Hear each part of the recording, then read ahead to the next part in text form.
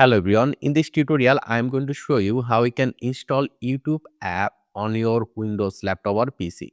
So for it you need to open Google Chrome, and in the Google Chrome you need to go to the youtube.com. So just go to the youtube.com. After that what you need to do is that here you can see over here we have three dot icon here. So we need to click on this three dot and we need to go down and we need to find cached, save and share. So once you hover on it, on the left side you will see install YouTube. So we're going to click on this install YouTube and click here install, and there you go, YouTube is installed in our system. So here you can see we have the YouTube icon over here.